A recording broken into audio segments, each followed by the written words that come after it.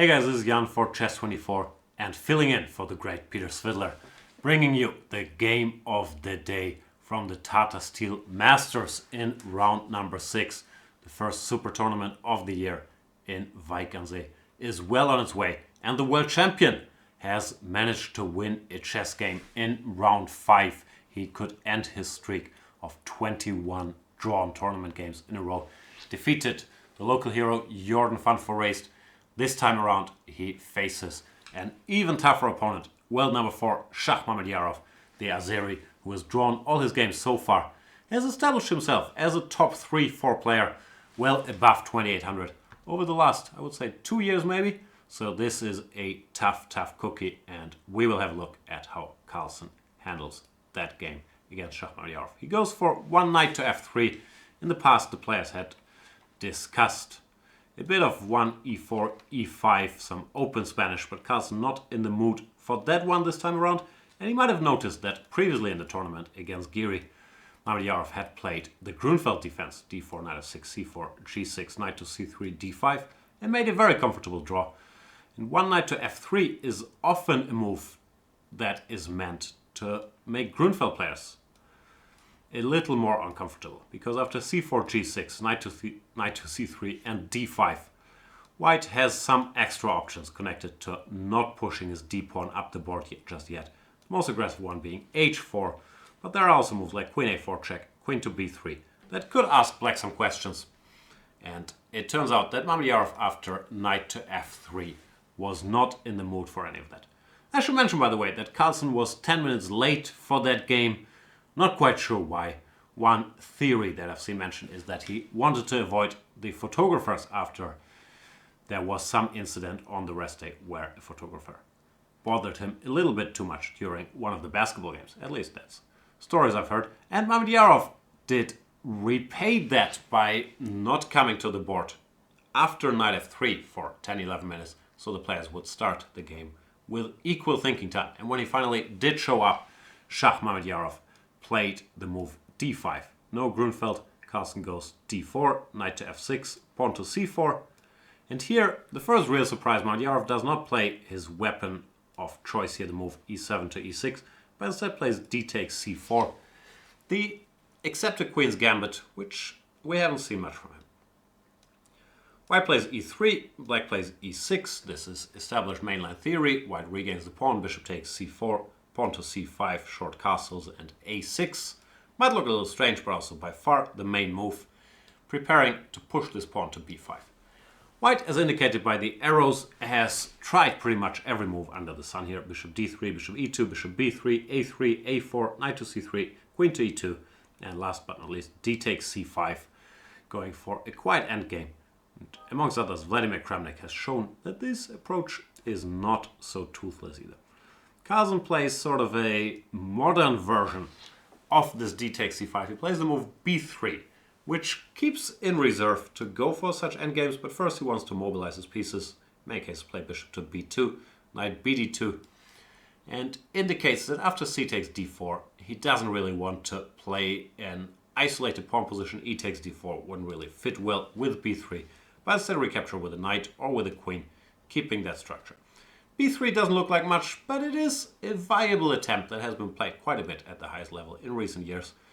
White typically, as shown by this arrow, wants to regroup his bishop to e2 and f3, should it be bothered with b5, be it here or b5 immediately. And if black were to play b5 after bishop e2, White also has the additional option to play a2, a4, undermining the black queen side a little bit by targeting the b5 pawn. That explains Mamedyarov Mamedyarov's next move. He plays b6, intending to fianchetto his bishop, put the knight on d7, and develop very harmoniously without giving White that target on b5. Now Carlsen switches to d takes c5 to these endgames, maybe arguing that b6 is a slight weakening that he's planning to exploit. It has to be said that after d takes c5, the position becomes very close to equal. And at least my computer indicates that a more ambitious move would have been bishop to a3. Looks a little funny, but targets the pawn on c5, tries to create a weakness there. And if black plays the very natural knight bd7 to cover that pawn, White has the option to spice up things considerably by advancing in the center with d4 to d5. before black played bishop b7, controlling that square. So that could have led to a very different type of game. But the world champion is happy to play this endgame where the position is very, very symmetrical. Some tiny differences. The white rook is already on d1, but it doesn't do all that much there. And maybe more importantly, black has played a6, leaving a kind of weakness on the b6 square. The white plan, we will see in the game, involves a typical regrouping of the pieces. The main task is to find good squares for the knights. So often this one knight is headed to c4 and the other knight is headed to d3. Black just wants a complete development for now. Put his knight on d7, the bishop on b7, probably castle, and then have a look around. That's what happens. Knight b2, bishop b7, bishop to e2. Typical move for these structures, clearing the c4 square for the knight, and short castles. The knight goes to c4. All of this has been seen before, I guess via transposition, but this position has been reached in, for example, a game between Vladimir Kramnik, one of the big specialists on the white side, and Vishy Anand, both world champions. And Vishy Anand in this position decided to clarify the issue by playing b5 immediately, giving the small target on b5, but also chasing the knight away from the very nice c4 square. And after knight a5, bishop d5, it does look like black is doing pretty much all right. Instead, Mamedyarov decides not to commit to this b5, yet it will be a move that is an option at many junctures, and that we, spoiler alert, will see later in this game. Rook f to d8, very natural as well. Plans not to commit to anything, and maybe clears the path for the king to the center in the future, even though he did just castle, indicating that he thinks his king on e7 would still be a little unsafe. Carlsen plays knight to e1, this typical maneuver which I've talked about, playing to put the knight on d3, chasing this bishop back from e7 back to e7, and then hopefully being able to target the pawn on b6 with maybe some bishop to d4. Mamedyarov now plays bishop to d5, and Carlsen does not want to get involved with knight d3, bishop takes c4, but instead plays rook a to c1, making sure that should black ever capture there after knight d3, he can always recapture with the rook. Mamedyarov plays rook a c8, also very logical, knight to d3 and bishop back to e7. When the position remains roughly equal, but black has to be somewhat more careful because his pawns, both on a6 and b6, could potentially become targets. Carlsen decides to probe a little bit with knight c to e5, but Mamedyarov replies, well, adjusts to the situation having changed now that the knight is no longer on c4. He goes back to b7 saying, okay, you're not targeting b6 anymore, so I'll make sure to defend a6. Carlsen says, okay, you got me. I was just testing the waters. I will go back to c4. Mamedyarov plays bishop to d5. And here Carlsen, somewhat surprisingly for me, plays knight to d2, retreats, which sort of indicates that he didn't really get very much. I was expecting that he would try to once again attack the pawn on b6 and provoke this b5 move. But I guess the world champion once again did not want to allow this bishop takes c4, weakening his pawn structure on the queen side a little bit. So knight d2 played, but that more or less indicates that black should have solved most of his problems. He has many alternatives how to proceed here. Mamedyarov makes natural moves. He once again goes back to b7, keeps an eye on a6. White plays king to f1, slowing down a little bit. Black plays h6, all around useful move. And Carlsen does not see any other way to proceed but to offer the exchange of bishops with bishop to f3. Here I am slightly surprised by Mamedyarov's reply. He goes for the move knight to d5, which is probably fine, but I expected him to just exchange these bishops, when I guess he didn't like it because after knight takes f3, the c6 square has become a little weakened and could be a potential landing spot for a white knight after knight d4 or knight e5, followed by knight to c6. Still, if he had played knight c5 here, it does look like more exchanges are about to happen, and it's very hard to believe that black could be in any serious danger here. So I was surprised to see that move, but maybe it's also more in Mamedyarov's style. Just keep more pieces and options on the board, leading to more of a fight, really. Knight to d5. Carlsen returns with his knight to c4, now that the idea that bothered him in the past, bishop d5, and taking that knight is no longer available to black. And Mamedyarov says, okay, I've seen enough. It's time to finally commit to b6, b5. Clarify things on the queen side. Even though it does mean weakening the a5 square.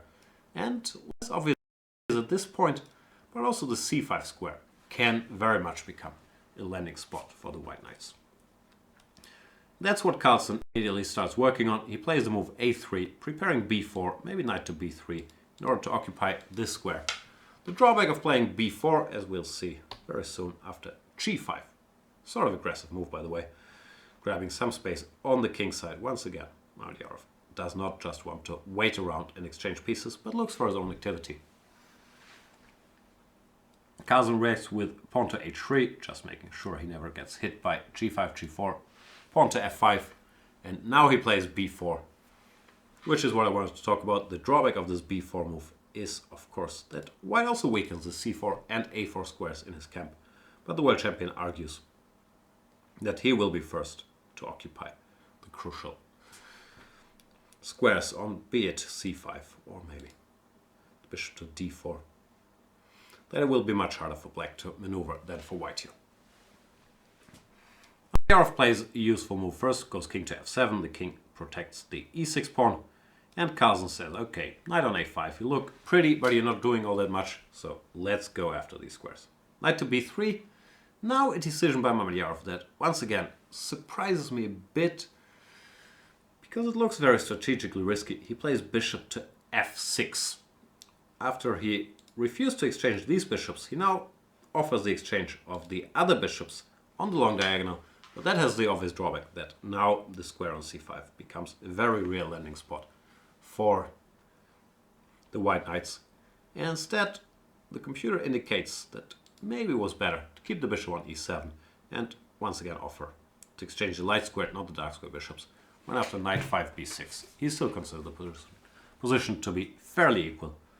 I guess Mamedyarov once again didn't do it for the same reasoning that now his c6 square becomes a bit of a target, but it seems like black is doing alright here.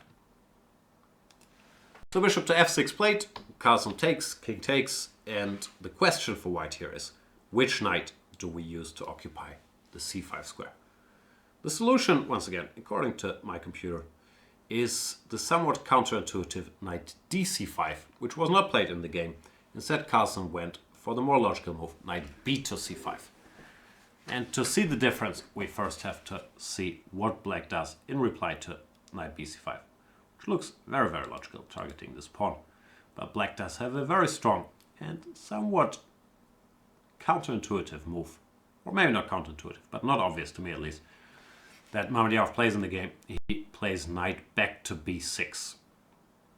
Planning to occupy the c4 square and once again offering the exchange of these bishops. But at first sight, it does leave the pawn on a6 hanging.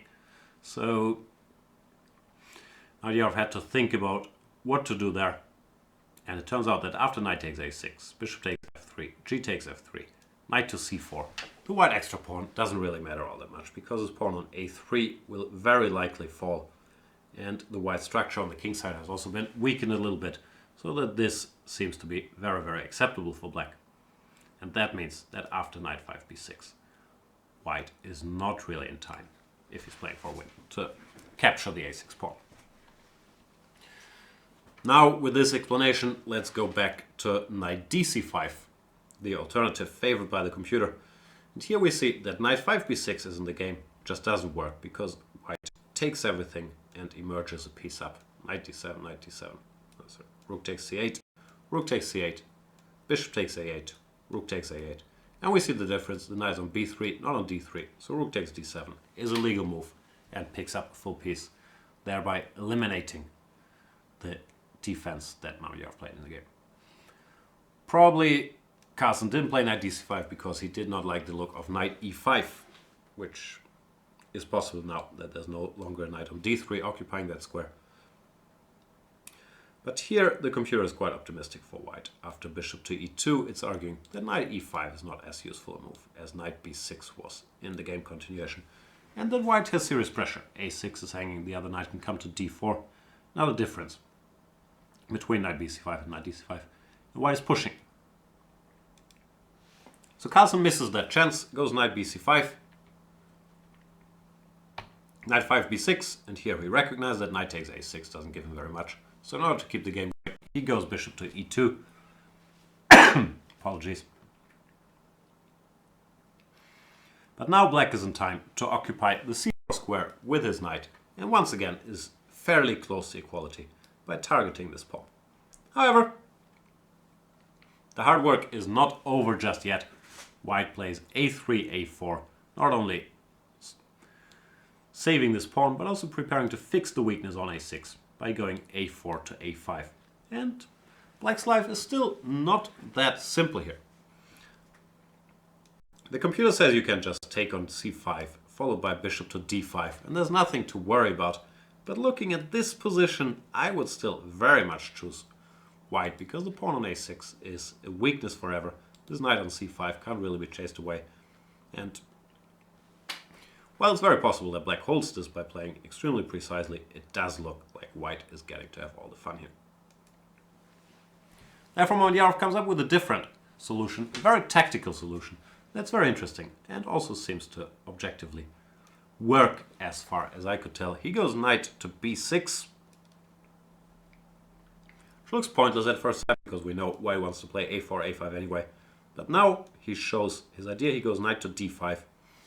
Threatens knight takes b4, undermining this knight on a6. But it also keeps an eye on...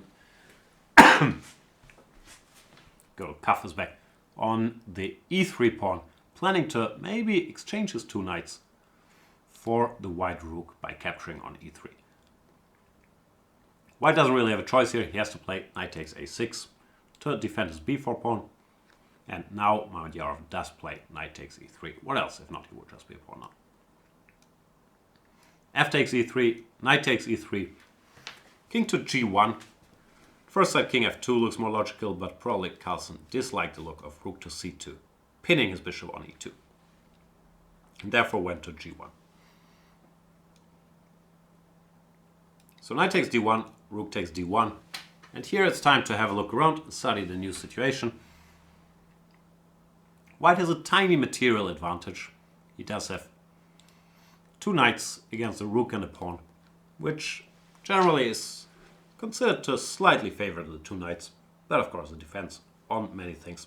White does have this passed a pawn, which he will try to promote. But black also gained trumps, especially the e pawn. Can march up the board unopposed now is a passed pawn. And generally, this 4 versus 2 majority on the king side is pretty dangerous. So this position seems to remain more or less balanced. The comp gives a very strong move here.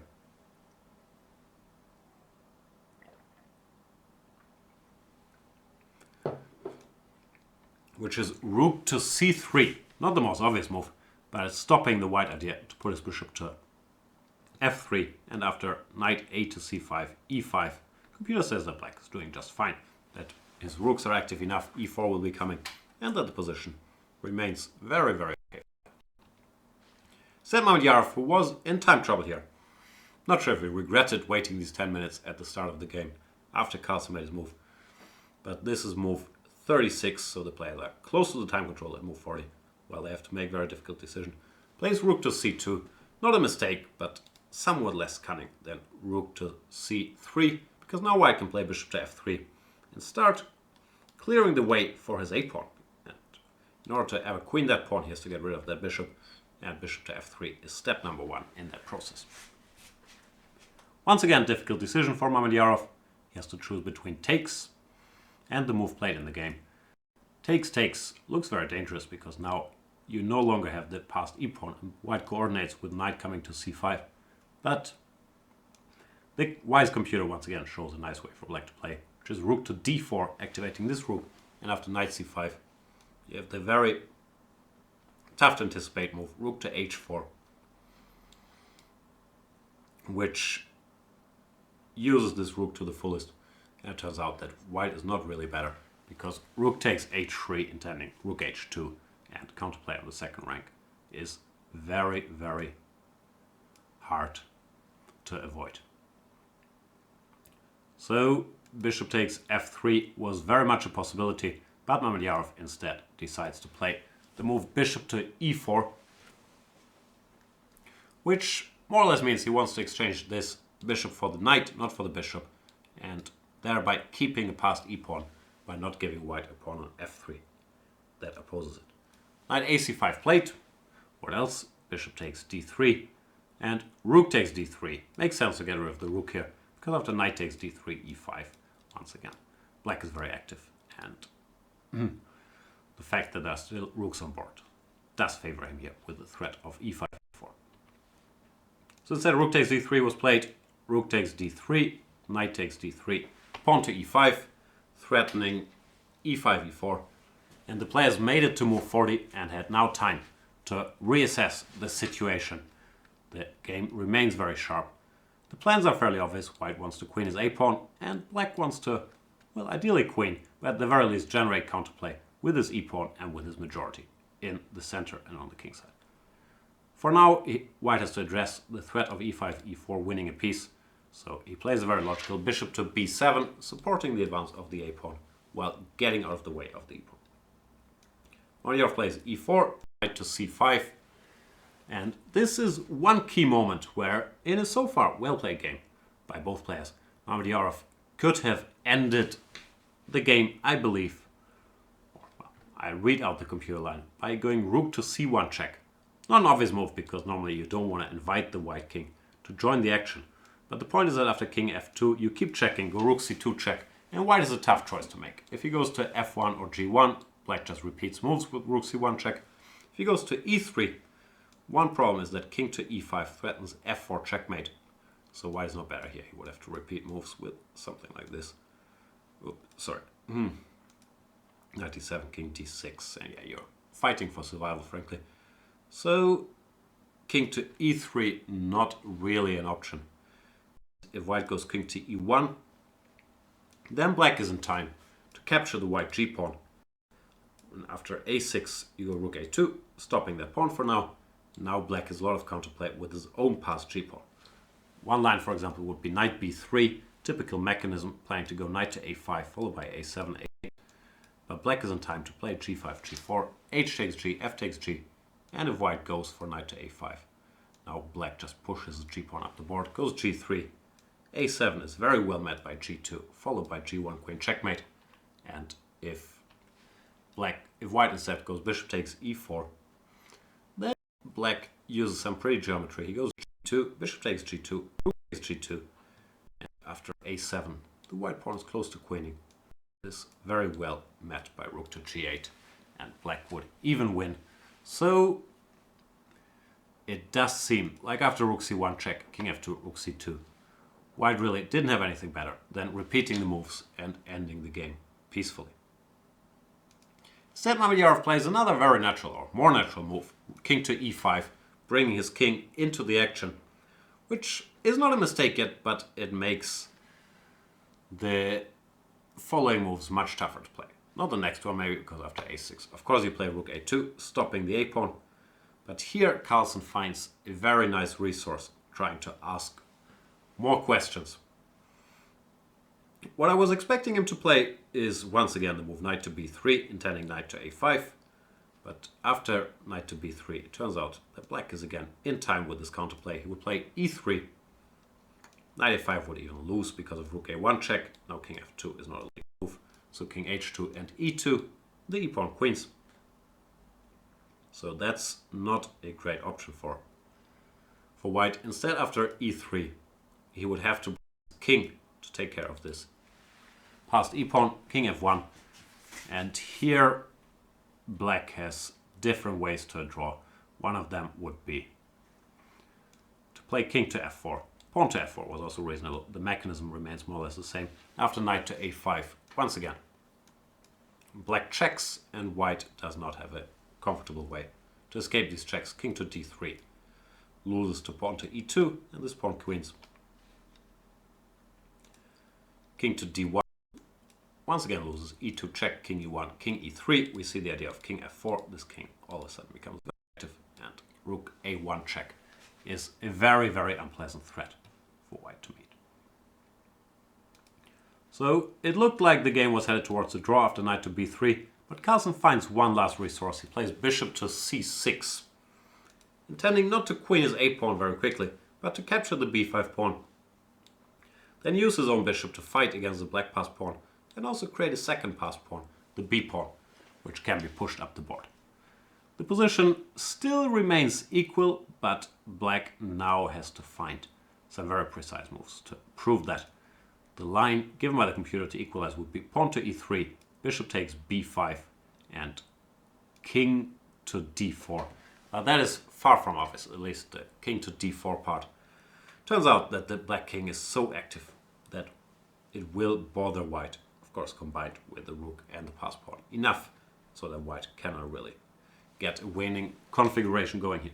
One important part of king d4 is it stops the bishop coming to c4, and after, let's say, king to f1, to bring the king a little closer to the action, black can just continue to improve his position. f4 has a lot of counterplay. Once white tries to queen his pawn with, let's say, knight to a4, intending a7, we have once again the typical idea to give checks and force the white king to declare his intentions when white is not in time for an advantage. The usual mechanisms. One key point here is that king to f3 is never a move, because it's well met by h6 to h5, and it becomes very, very hard to parry the threat of rook f2 checkmate.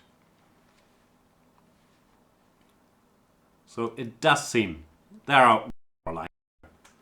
You can check them out yourselves, but after bishop takes b5, king to d4, no matter what white tries, black is always in time to generate enough counterplay, and therefore the game should still end peacefully, which I believe is also what Carlsen indicated after the game, that he could not see a way to win if black played precisely here. But Mamedyarov, after a well-played long game, does commit a mistake. He moves his pawn to h5, trying to utilize all of his pawns on the king side. The main point of h5 is that he wants to go g4, and after h shakes g, h shakes g, recapture with the h-pawn, then maybe put this pawn on g3 to generate mating threats. But the problem is it does take too much time, and white is now in time to pick up the b5 pawn and consolidate, which he was not able to do in the other lines we've previously seen. g4, that was the idea, takes, and one key move and one big difference between the lines with e3, king d4 and these h5, g4 lines, that here white has the c4 square available for his bishop, and this is asking a very uncomfortable question to the black rook, because the black rook would very much like to stay on the second rank. The problem is, if he does, the a-pawn queens, so that is not really an option. Therefore the rook has to abandon the second rank, which is not ideal because it frees the white king. Mamedyarov goes rook a1 check, and Carlsen plays a very strong move, because it does seem like the obvious way to go is king to f2 towards the center, fighting against the e3 pawn, but turns out that after king to f2, black all of a sudden is better. After f4, he has a lot of counterplay with his pawns. White goes b5, for example, then g3 check, forcing king to e2, and f3 check, g takes f3, g2 would win the game for black, so Mamedyarov's plan would be proven very, very correct if this happened. But Carlsen has correctly spotted that the way to go here is not towards the center, but to h2. One key difference being that, let's say black goes f4 once again, which he does in the game. White plays b5, running with his b-pawn. That here, this counterplay with g3, king to h3, f3 doesn't really work, because the white king can just capture the pawn on g3, so nobody's winning here. Therefore, Mamedyarov had to find a different source of counterplay, and he finds one idea, which is to start with f3, clearing the f4 square for the king, and trying to actually checkmate white. The problem is, however, that white's pawns are now so far advanced that if white does not get checkmate, he just wins the game. b6, king to f4. Now, of course, not the careless b7 check, to which g3 check, king h3, rook h1 is indeed checkmate, but instead Carlsen has to find a way to address that threat. During the live show, I thought knight e check would just end the game, forcing the king to abandon the g3 square. So after king e3, there's no longer checkmate, and now b7. But this is where we see Mamedyarov's, at least to me, well hidden. He would play king to f2, once again threatening g3 check and f takes g2.